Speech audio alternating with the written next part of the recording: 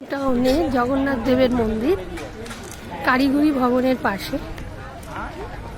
এটা action area দেখলাম 3। তো দেখুন বাবার মন্দির।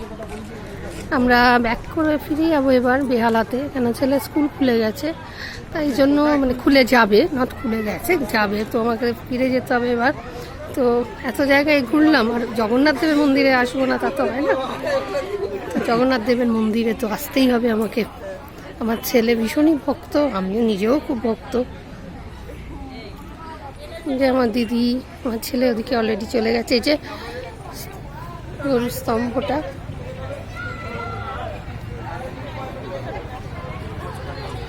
জয় জগন্নাথ।